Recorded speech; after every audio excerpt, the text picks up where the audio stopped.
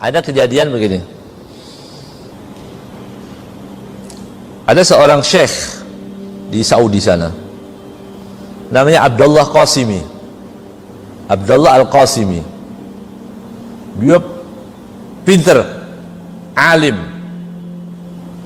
mengarang banyak kitab menjawab syubhat-syubhat orang-orang mulhidin, orang-orang ateis.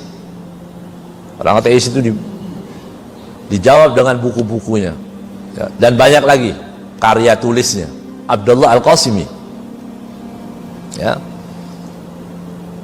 Pernah suatu saat Abdullah Qasimi itu berdebat dengan seorang pendeta, ya, dan semua tidak ada hasil dari perdebatan itu. Artinya tetap Abdullah Qasimi dengan keyakinannya dan dia dengan keyakinannya.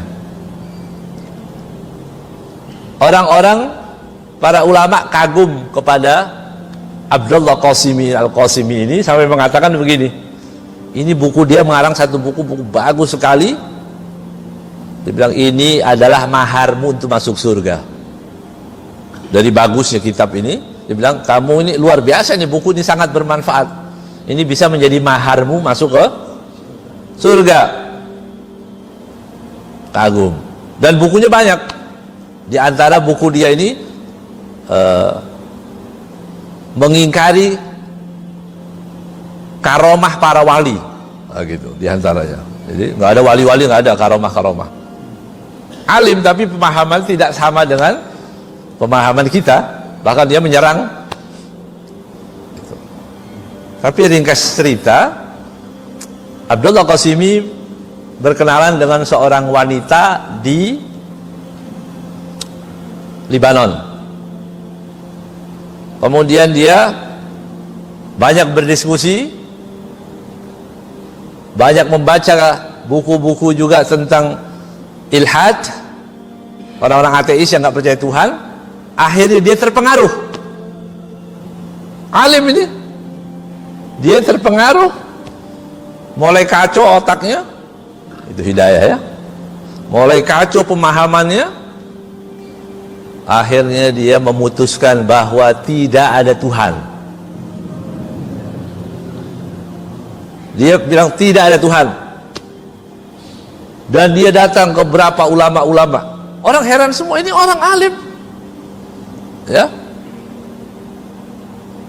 Dia bertemu dengan Syekh Sya'rawi.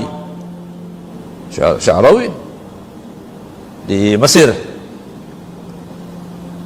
Berdebat, katanya Syekh Sya'rawi langsung ditinggal pulang, pergi. Ini orang sudah nggak bisa dijawab. Karena kita mau berdebat atas apa? Dikasih Al-Quran, dia sudah nggak percaya Al-Quran, ya. Hasil ini hidayah. Panjang ceritanya ini Abdullah Qasimi ini. Akhirnya dia tetap dalam keyakinannya. Berapa ulama di dunia ini banyak menasihati dia, kamu ini orang nasihati, tetap dia nggak mau. Di tahun 1996 mati dalam keadaan su'ul khatimah, ya. Jadi bukan cerita baru. Orang yang baik matinya su'ul khatimah, ada, walaupun dikit, ya, sedikit. Tapi ada. Di situ orang berhati-hati, nggak boleh bilang saya ustadz. Terus kenapa ustadz? Ada jaminan? Belum tentu, ya. Itu sekelas itu, ya kan. Kemudian kalau kita baca kitab-kitab yang lama, banyak lagi ulama mati dalam keadaan orang alim, ya, yang digoda oleh setan, akhirnya begitu.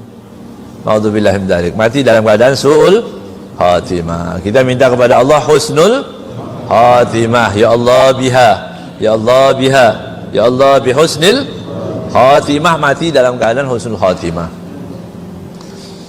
Pendeta yang pernah berdebat dengan Abdullah Qasimi ini, dia baca buku, berdebat, akhir hayatnya sekarang masih hidup, ya. Baru tadi malam saya dapat fotonya dari teman yang saya tanyakan, dia profesor juga, As-Sammani, ya. Syekh As-Sammani ini dia membangun masjid di Subang sini, dia lewat saya bangun masjid cari di daerah Subang. Dia cerita, kan tuh pernah dengar nggak nama ini? Oh, pendeta yang disebut namanya Joseph siapa gitu. Teman dia kasih fotonya. Ini orangnya kata dia. Baru tadi pagi ini fotonya masuk Islam. Ya, pendeta yang tadi masuk Islam. Nggak boleh, makanya takut ya. Kita walaupun kita berbicara seperti apa tetap ya nggak boleh merasakan bahwa kita aman, nggak ada ya. Iman kita aman nggak bisa. Nyatanya banyak kan? Banyak orang-orang nakal di penghujung umur, ya kan? Dulu haram, sekarang jadi halal, ya kan? Ada fatwa yang dimodifikasi begitu kan? Nah, dulunya haram, sekarang jadi halal. Nah,